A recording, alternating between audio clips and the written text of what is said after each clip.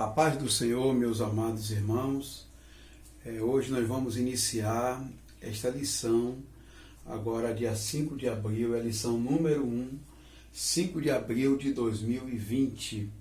E o tema da lição da Escola Bíblica Dominical é Salmos, um guia devocional para o cristão. Então, nesse trimestre, amados, vocês vão aprender um pouco sobre o livro de Salmos, tá? Que é um livro que leva à santidade, né? Então vamos então iniciar essa lição sem muitas demoras. Diz assim o texto áureo, né? Cantai louvores ao Senhor com harpa e a voz do canto, né? Está lá no Salmo número 98, versículo 5. A verdade aplicada diz que o livro de Salmo muito contribui para a vida de adoração e oração dos discípulos de Cristo. Tá? Então, o livro de Salmo, ele contribui de uma maneira bem especial, né, na adoração, na oração, para aqueles que são discípulos do Senhor. E os objetivos da lição, nós temos aqui o primeiro objetivo, né, que é apresentar uma visão panorâmica dos santos, mostrar a importância dos cânticos e destacar alguns termos específicos dos salmos. Isso vocês irão aprender no decorrer da lição. Tá bom? Então vamos continuar aqui então, amados. Como texto de referência, nós temos aqui o Salmo de número 42, o 44 e o 45. O 42 diz assim: como um servo brama pelas correntes das águas, assim suspira a minha alma por ti, ó Deus. O Salmo 44 diz assim: ó Senhor, ó Deus, nós ouvimos com os nossos ouvidos, e os nossos pais nos têm contado os feitos que realizastes em seus dias nos tempos da antiguidade. Também nós temos o Salmo de número 45 que diz: o meu coração, ele ferve com palavras boas, falo no que tenho feito, no tocante ao rei, a minha língua é uma pena de um destro escritor. Tá bom, amados? Então esse aí é o texto de referência, tá? Dessa lição de hoje. Tem alguns hinos sugeridos aqui. A gente não vai louvar o Senhor com esses hinos, né? Não vai. Mas temos aqui alguns motivos da oração, né? Ore para que possamos compreender corretamente a palavra de Deus. Então convido você a estar orando também, não é? Logo mais estaremos no culto ali, estaremos orando também, tá? Temos aqui também o esboço da lição, tá? Que fala sobre o título, divisão e autores, principais características do livro de Salmo. Vocês irão aprender as principais características e também esclarecimento de algumas expressões e, por fim, a conclusão. Tá bom, irmãos? A introdução diz assim, olha: é provável que a maioria dos cristãos tenha recorrido ao livro de Salmos em algum momento de sua vida, é evidente, né? Seja de angústia ou de alegria, a igreja tem se validado dos seus ensinamentos, portanto é necessário conhecer. Então o livro de Salmos nós sabemos que é um dos livros mais lidos na Bíblia, né? Depois dos livros do Novo Testamento, porque as pessoas, quando elas têm pouco conhecimento, né, elas sempre procuram ler o livro de Salmos, que é um livro de melhor compreensão, tá? Então nós sempre procuramos isso, tá? Ler o livro de Salmo, ou ler o Novo Testamento, né? Que é muito mais fácil, tá? Na primeira parte do título diz o seguinte, ó: título, divisão do livro e autores. Lembrando que não existe o capítulo de Salmo, né? Salmo é Salmo, a gente costuma falar, né? Salmo, capítulo 100. Não tem, na verdade é só Salmo 100, tá? Não tem aquilo que a gente fala como nos outros livros, de capítulo, não tem. Tá? Vamos lá então. Nesse tópico analisaremos o título, a divisão e os prováveis autores do livro de Salmo. 1.1.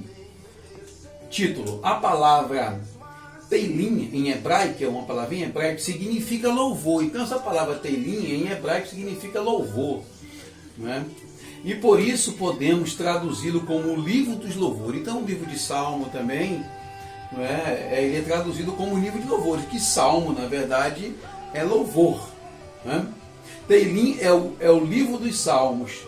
Trata-se de composições métricas do inário de Israel.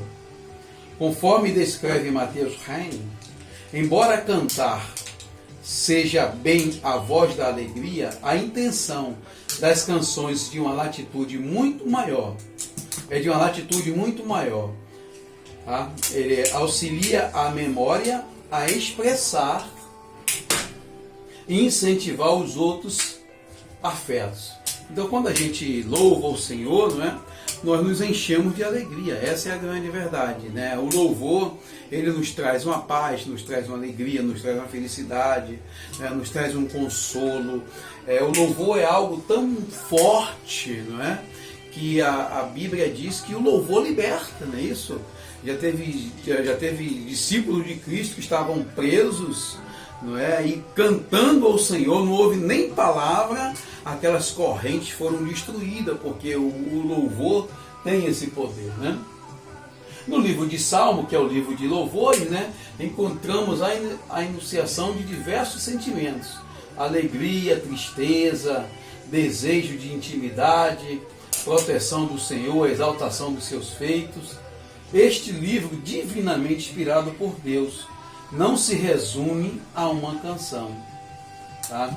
Os versículos do Teilim, ou seja, dos Salmos, ensinam, alertam e trazem à memória os feitos e agir de Deus. Então o livro de Salmo, na verdade, também, ele chega, apesar de ser um livro poético, ele é um livro histórico também, porque ele traz à memória as coisas que o Senhor fez, que Deus fez. Tá bom?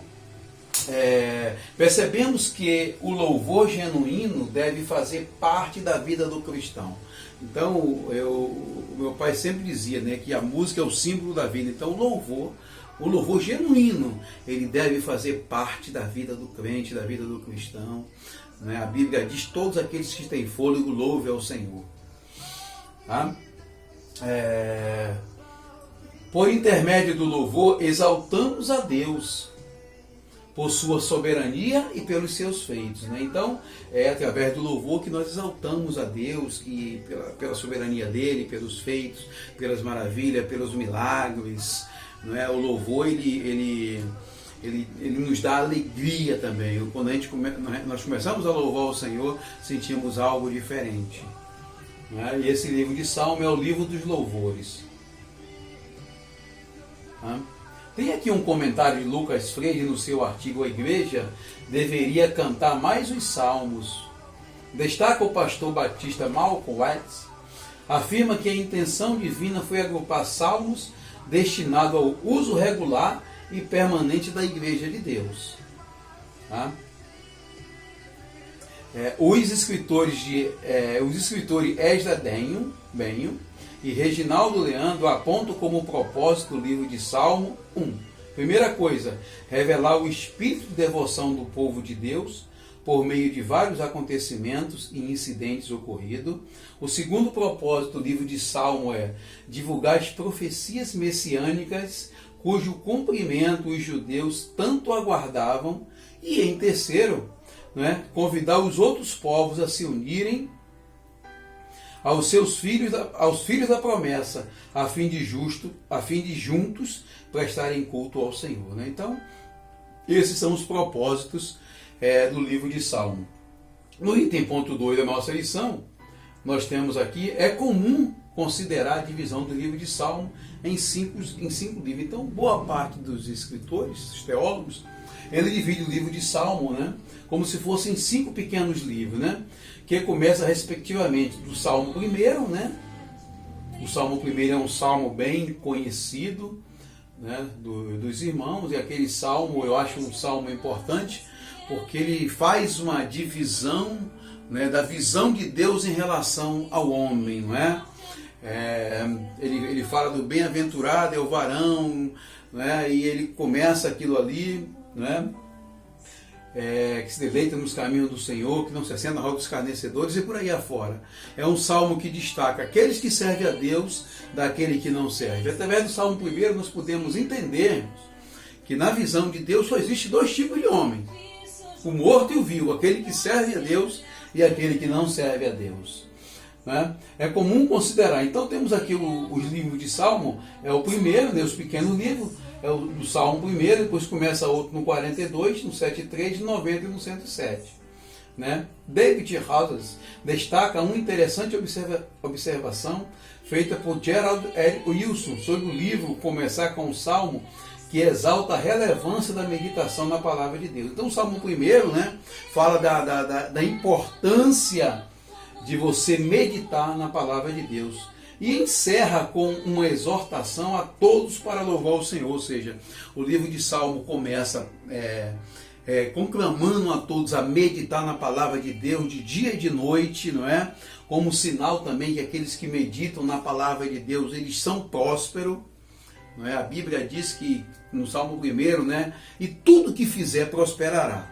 Tá bom? Então, quando você medita na palavra de Deus, você é um homem abençoado. Quando você obedece a Deus, você é próspero. Não tem essa não, você é próspero mesmo. Deus faz prosperar a sua vida. E eu não tenho dúvida disso. Tá?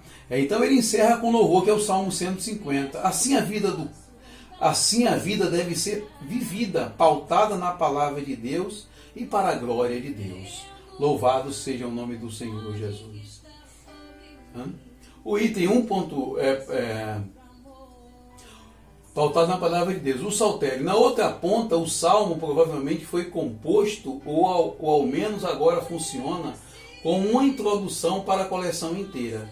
Essa divisão em 5 partes que nós falamos, não é? Essa divisão em 5 partes pode ter tido a intenção de ser um eco ou um tributo aos 5 livros do Pentateuco, a base da revelação do Antigo Testamento. Né? Então esse livro de Salmo, como nós vimos aqui, né, louvado seja o nome do Senhor, ele é dividido em 5 livretos, né? Não é? O 1, o 42, o 73, o 90, né? Então é assim. Agora o item 1.3, né? Os autores, vamos ver os autores, 1.3. É importante ressaltar que nem todo salmo é de autoria, não é do rei Davi. A gente tem a ideia de falar sempre salmo de Davi, né? Mas nem todo salmo é de autoria de Davi. Talvez por ser mais conhecido e atribuído a ele um maior número, ou seja, Davi escreveu 73 itens, né, para a maioria dos comentaristas, 73 salmos, melhor dizer, né, e que seja comum denominar salmo de Davi. Né? Então, às vezes nós denominamos salmo de Davi, né? Porém, há outros salmos cuja autoria é desconhecida, ou sem consenso entre estudiosos. 50 salmos, segundo a Bíblia da escola bíblica, né? Como os salmos 1, 2, 10, dentre outros. Tá bom? Então tem vários salmos que não se sabe quem escreveu os salmos. Né? São cerca de 50 que não se tem. Aliás, o livro de Salmo, eu posso dizer que é o livro que tem mais autores na Bíblia, né? O livro de Salmo. Né? Outros autores do livro de Salmo são Moisés. Moisés também escreveu, por exemplo, o Salmo 90, não é? Salomão, Asaf, Emã, Etã, filhos de Corá, até os filhos de Corá, né? Você sabe, não é? Corá foi aquela pessoa que se rebelou contra Moisés, se rebelou, mas os seus filhos não. Né? Assim o Espírito Santo inspirou e conduziu diferentes pessoas em diversos momentos para registrar que, independente do contexto e época, o Senhor Deus é digno de adoração em todo o tempo e dele somos dependentes. Né? Então nós somos dependentes de Deus. O livro de Salmo é um livro inspirado pelo Senhor. Louvado seja o nosso Deus que nos mostra a nossa dependência com Deus. Tá bom? Vamos entrar agora na parte 2. Princípios, né? Tem aqui uma parte que diz assim, olha, eu ensinei que o livro de Salmo ensina, alerta e traz à memória os feitos e agir de Deus. Costuma-se dividir em 5 livros. e que o Espírito Santo inspirou diversas pessoas em diversos momentos a registrar que só Deus é digno de adoração. Tá? Então esse é um dos propósitos do livro de Salmos também. Né? As principais características do livro. O livro de Salmos é classificado como uma literatura poética hebraica. É um livro poético, podemos dizer assim, né? Com conteúdo caracterizado por expressões que retratam emoção, ritmo e linguagem metafórica, como comentou Ezra Bento, né? O que não significa que são textos frutos da imaginação humana. Não é aquela imaginação humana de você fazer a rima, nada disso. Tá?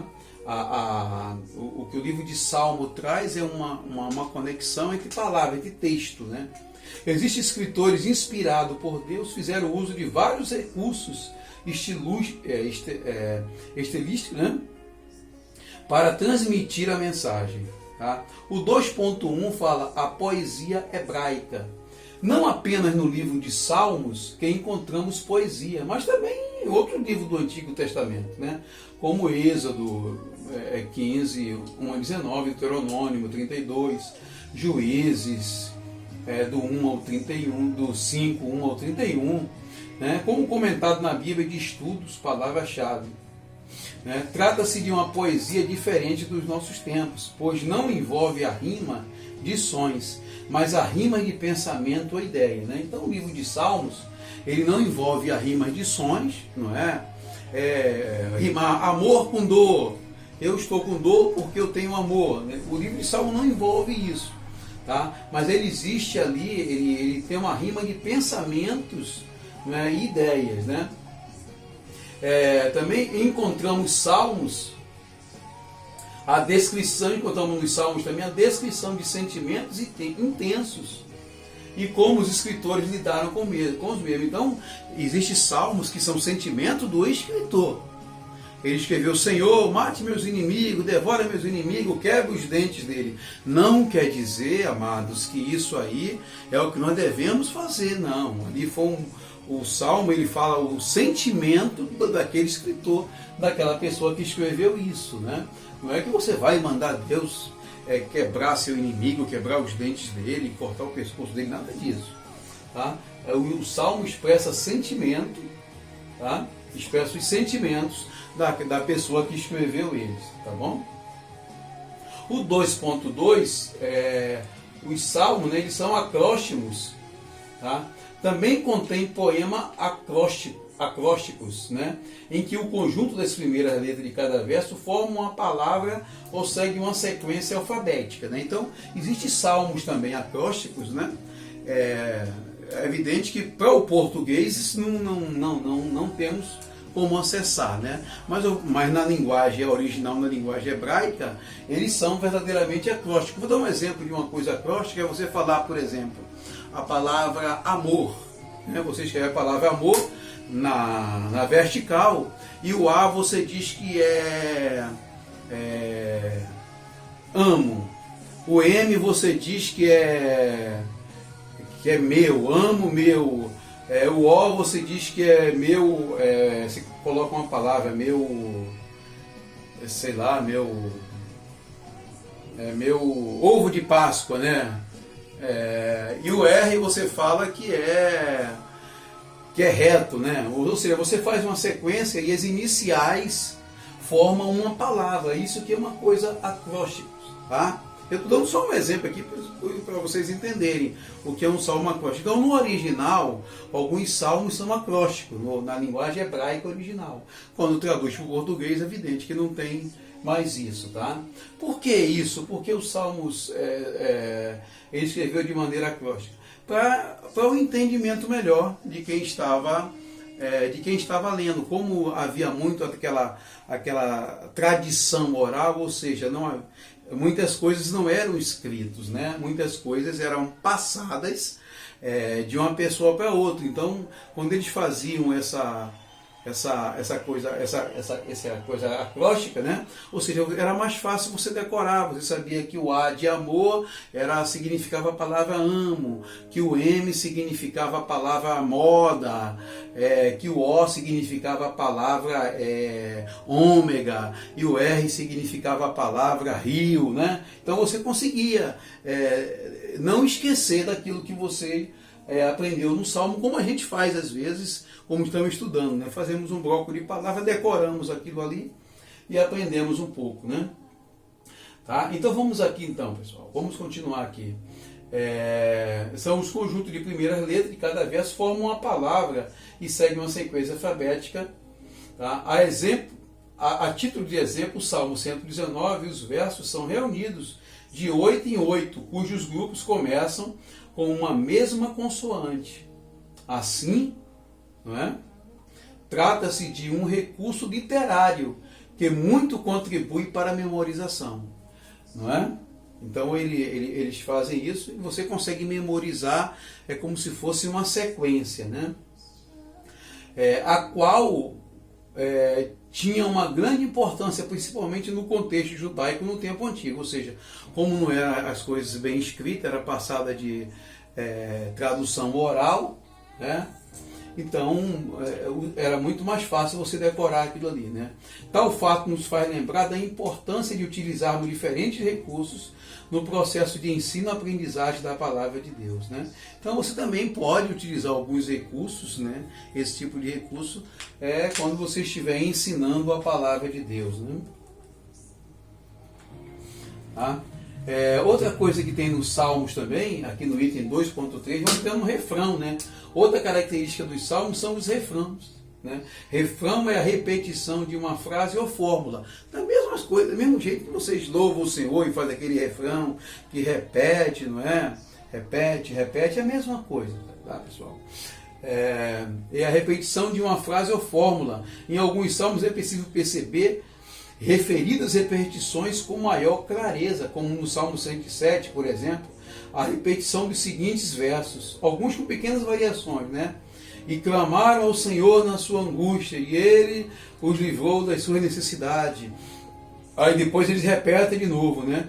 E clamaram ao Senhor nas suas angústias, e Ele os livrou das suas necessidades. Então, várias vezes nesse Salmo 107, é repetido essa frase, várias vezes, né? Com algumas pequenas variações, mas é repetido. Então isso chama-se refrão. Ou então, louve ao Senhor pela sua bondade, né? E pelas suas maravilhas para com os filhos dos homens, né? Então no Salmo também tem essas repetições também. Tá?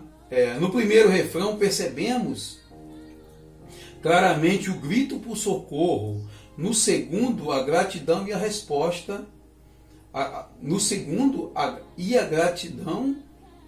gratidão e a resposta do Senhor, né? Então nós temos aqui um exemplo, esse salmo, né? No primeiro refrão